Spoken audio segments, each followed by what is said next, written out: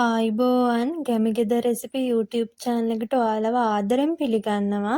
මම අදත් ඔයාලට අරන් ආව වටින වීඩියෝ එකක්. අද මම අරන් ආවේ රසට පැණි පාරට පොල් කේක් එකක් හදාගන්න විදිහ. එහෙනම් අපි යමු වීඩියෝ එකට. අපිට ඕනි වෙනවා මුලින්ම ගාගත්ත පොල්. මම මෙතන පොල් බෑ එක පොල් තමයි අරන් තියෙන්නේ. ඒ කියන්නේ ග්‍රෑම් 150ක්. ඒ වගේමයි අපිට බිත්තරයක් ඕනි වෙනවා. ඊළඟට මම මෙතන අරන් තියෙනවා සීනි ග්‍රෑම් 150ක්. ඔයාලා සීනි ගද්දි දුඹුරු සීනි ගන්න බලන්න. මොකද එතකොට පොල් කේක් එකට ලස්සන පාටක් ගන්න පුළුවන්. පාන් පිටි අරන් තියෙනවා මම ග්‍රෑම් 50ක්. කේක් එක රසවත් කරගන්න අපිට ඕනේ වෙනවා කජු ටිකක්. මම මෙතන කජු ටිකක් බෙදලා සුද්ද කරලා අරන් තියෙනවා. රට ඉඳි ටිකකුත් මම හොඳට සෝදලා කපලා අරන් තියෙනවා. මේ දේවල් වලට කැමති නම් විතරක් එකතු කරගන්න පුළුවන්. ඒ වගේමයි අපිට බේකින් පවුඩර් ඕනි වෙනවා.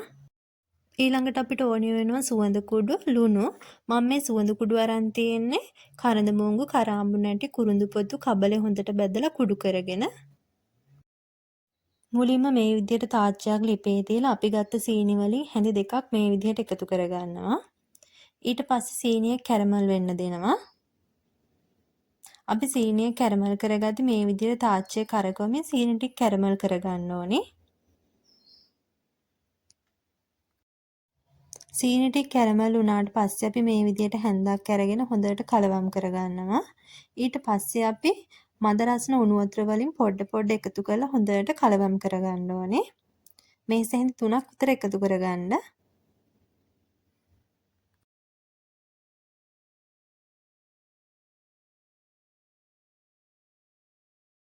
ඊළඟට මම ඉතිරි කරගත්ත සීනි ටික ඔක්කොම මේකට එකතු කරගන්නවා.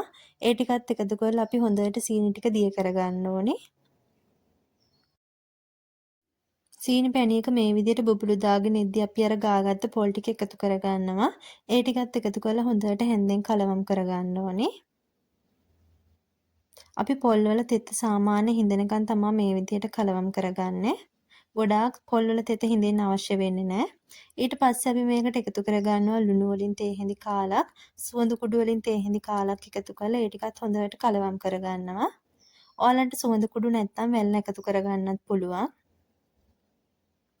දැන් අපි මේ පොල් පැණියක හොඳටම නිමෙන්න තියාගන්න ඕනේ.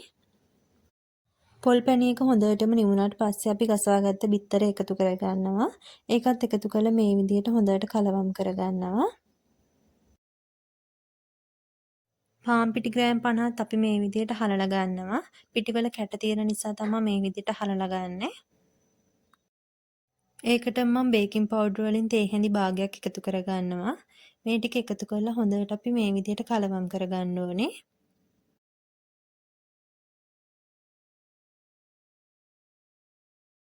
අන්තිමට මම මේකට එකතු කරගන්නවා රට ඉඳි ටික කජු ටික.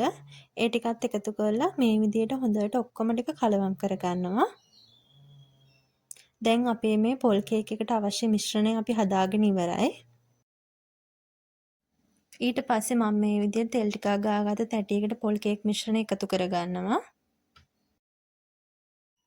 මේ විදිහට හොඳට මිශ්‍රණය තුනී කරගන්න ඕනේ.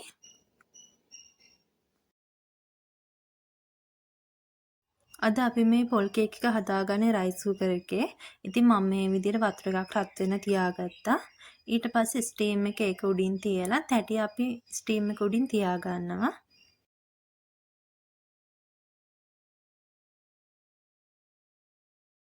කේක් එක බේක් වෙද්දී කේක් එකට හුමාලේ වැටෙන්නේ නැති විදිහට රයිස් කුකර් එකේ පියන මේ විදිහට රෙදි කැබැල්ලකින් ඔතලා පියන වසා ගන්න ඕනේ. මේ තියෙන විනාඩි 20කට පස්සේ අපේ පොල් කේක් එක මේ විදිහට ඉරට්ටක් තියලා ඔයාලට බලන්න පුළුවන් කේක් එක බේක් වෙලාද කියලා. ඉරට්ට තෙත ගතිය නැත්තම් කේක් එක හොඳට බේක් වෙලා තියෙන්නේ. අපි දැන් බලමු අපේ කේක් එකෙන් කෑල්ලක් කපලා. ඔයාලට පේනවා ඇති අපේ කේක් එක ලස්සන පැණි පාටකට තියෙනවා. අපි පැණි පාවිච්චි කරේත් නෑ. අපි සීනි වලින් තමයි කේක් එක හදාගත්තේ. ඉතින් හරියම රසයි මේ කේක් එක තේ එකක් බොන වෙලාවට. ඔයාලට පේනවා ඇති. හරියම රසවත් ඔයාලත් හදලා බලන්න. මේ වගේ වටින වීඩියෝ බලන්නවා කැමති නම් අපව subscribe කරලා තියාගන්න. ඒ වගේමයි තවත් රසවත් වීඩියෝ එකක් අරන් එන බලාපොරොත්තුවෙන් අදට ගිහින් එන්නම්. ඔයාලා හැමෝටම සුබ දවසක්.